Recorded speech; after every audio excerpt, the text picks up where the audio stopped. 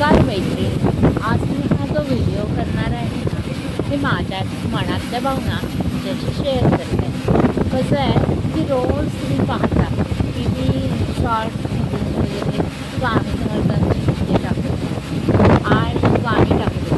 कसं आहे ॲक्च्युली मी लहानपणापासून आमच्या घरचे सगळी स्वामींची भक्त आहेत आणि आज अखेर स्वामींनी आमची कायम बाळाप्रमाणे काळजी घेतलेली.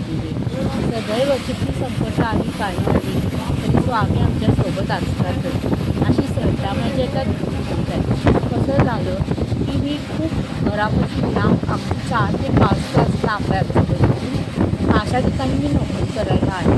त्यामुळे नेहमी असं माझ्यासोबत स्वामीच असतात आणि माझे दिवस अगदी सुखीपर्यंत चांगले जातात.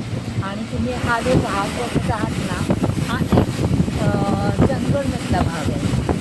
आणि म्हणजे असं आहे की मी ज्या गावी आहे त्या माझं पोस्टिंग आहे त्याला जाण्यासाठी एक शेवटची बस असते आणि एकच असते असा विषय आहे. आणि 7:30च्या दरम्यान ती बस तिथून निघते.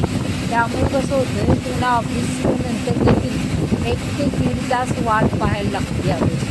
मग अतिशय कंटाळून जाते ना.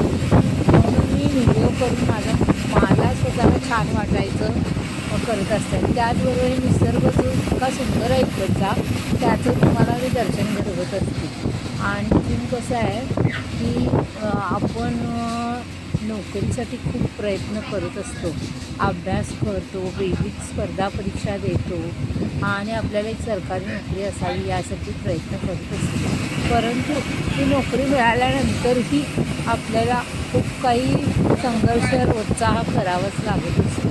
अगदी घरापासून लांब राहणे. शासनानं जरी जी.आर काढलेला असला तरी प्रत्यक्षात त्याचा अवलंब तर काय माझ्या बाबतीत कधीच झाला नाही. आता मी 17-18 वर्ष नोकरी करत आहे आणि असंच खूप दूरच्या ठिकाणी माझं पोस्टिंग असते आणि त्यामुळे मला घरच्यांनी सदैव आठवण येत असते. त्यामुळे मी काय करते त्याचा व्हिडिओ करत स्वामी समर्थांच्या आठवण काढत माझा रोजचा दिनक्रम सुरू करत असते. तुम्ही देखील असंच किती तरी मैत्रिणी करत असणार आहात ना, तर मलाही तुम्ही शेअर करून सांगा बरं का. आणखी कसं आहे की आपल्याला मुलींना शिक्षण देऊन नोकरी करणे अत्यंत अवघड परिस्थितीमध्ये आपण करत असतो. त्यामुळे ते टिकवून ठेवणं देखील अतिशय महत्त्वाचं आहे.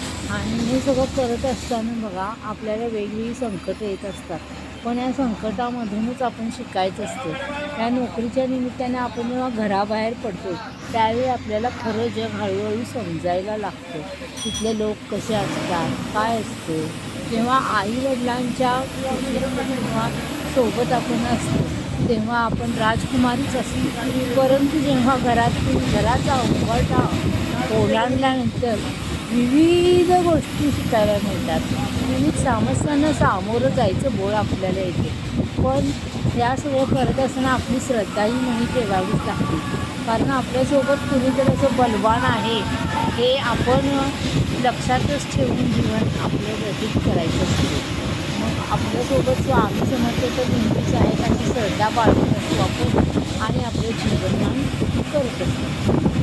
बघा हा निसर्ग बघा इतका सुंदर आहे म्हणून सांगते की प्रत्येक वेळी की नाही ते निसर्ग बघत स्वतःचं जीवन आनंदमय बनवत असतो. कित्येक वेळा असं होतं की ऑफिसचं काम करून चालू टेन्शन घेऊन देखील आपण त्रस्त करतो. पण जेव्हा हा खिडकीतून बसल्या निसर्ग बघतो त्यावेळी मला सगळा ताण तणाव सर्व दूर होतो. अगदी मस्त होतं. आता तर पावसाळ्याचे दिवस चालू झालेले आहेत. इकडं बघा आकाश कसं झालेलं आहे. झाडं बघा सगळीकडे जमीन ओली झालेली आहे आणि पावसाला पडायची सुरुवात झालेली आहे. परंतु आत्ता पाऊस सध्या पडत नाही आहे. तो दुपारी बघा 5-5:30 तरी पडून गेलेला आहे आणि गार असं मस्तपैकी हवा सुटलेली आहे. छान वाटते, मस्त वाटतं. असा निसर्ग बघत प्रवास करणं म्हणजे एक प्लेजर, एक म्हणजे मस्त असा आपला अनुभव आहे. आम्ही शहरात राहणारी माणसं, आम्हाला कुठली झाडं त्यांची फार बघायला मिळतात. सगळीकडे ही जंगलं असतात, फक्त सिमेंटची जंगलं आहेत आमच्या इथे. आणि प्राणी म्हणायचे म्हणजे ते 2 व्हीलर 4 व्हीलर यांचीच गर्दी. या भागामध्ये अक्षरशः सगळं प्रकारचे निसर्ग सौंदर्य आपल्याला नयनसुख घेता येतो. आणखी इथं हवामान खूप सुंदर आहे. आता तर इतकं गार मस्त वाटत आहे ना बघा. आणि मी चालले गावाला आणि या बसमधूनच मी हा सगळा प्रवास करत आहे बघा. बसमध्ये दरवेळी कसं होतं आहे की मी जात असताना या बसमध्ये कोणीच नसतं. ही बस 7:15च्या दरम्यान निघत असते.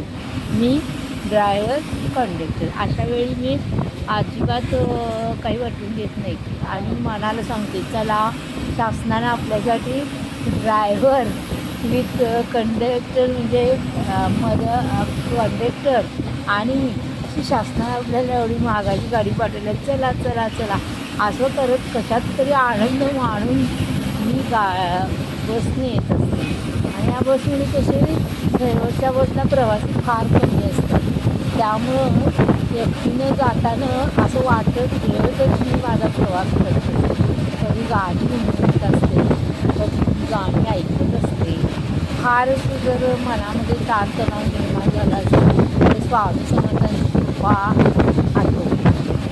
आणि एक सांगायचंच आहे मला, गेल्या शनिवारी मी असाच प्रवास करून घरी संध्याकाळी गेलेले आणि दुसऱ्या दिवशी बघा 4च्या दरम्यान घराचं कामकाज करत होते.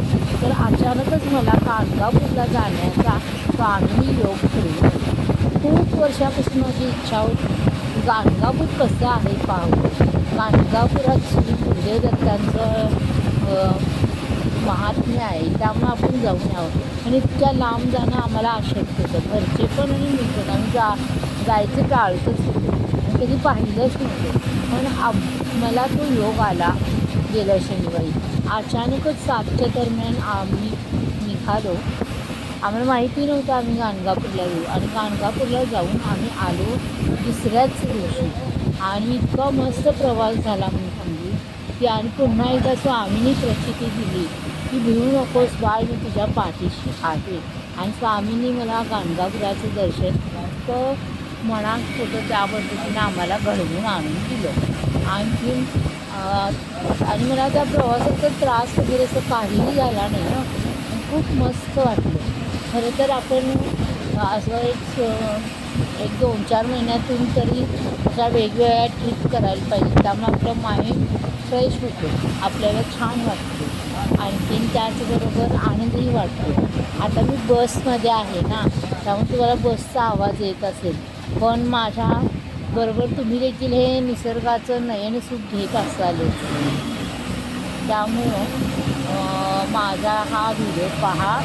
आणखीन मनात किती जरी संकट आली तर त्यातून करून जाण्यास तुम्ही सकारात्मक विचार करा आणि तुमच्या मनातील सर्व नकारात्मक विचार टाकून द्या. किती संकट काही आली तरी आपलं जिद्दीचं बळ हारायचं नाही. जिद्द माणसाची हेच फार महत्त्वाची आहे. आणि कष्ट करा, शिक्षण घ्या, चांगली पदं मिळवा, आणखीन आनंदी राहा व दुसऱ्याला आनंद द्या. कधीही कुणाला आपल्याद्वारे त्रास देऊ नका. त्यांना दिलेला त्रास कुठल्या ना कुठल्या प्रकारे आपल्याकडून स्वामी परतफेड करून घेतात. आपल्याला हिशोब सगळ्याचा स्वामींच्याकडे आहे. त्यामुळे आपल्या जितकं चांगलं करता येईल तितकं करा. सर्वांना मदत करा, आनंदी राहा. तुम्ही देखील भक्तिमार्ग सोडू नका, हेच मला आज सांगायचं आहे. आणि कसं आहे की निसर्ग किती सुंदर आहे बघा. निसर्ग हा आपल्याला कायम देत राहतो. तसंच आपणही सर्वांना मदत करत राहा आणि कधीच बघा इकडचा एरिया कसा आहे. अच्छा, माझा व्हिडिओ बघा, ही माझी सुरुवात आहे. आणि तुम्ही शेअर करा, लाईक करा, सबस्क्राईब करा. इथून पुढे माझाही प्रवास हा चालू आहे. तो मी आता खूप मोठा व्हिडिओ होत आहे त्यामुळे बंद करत आहे. बाय.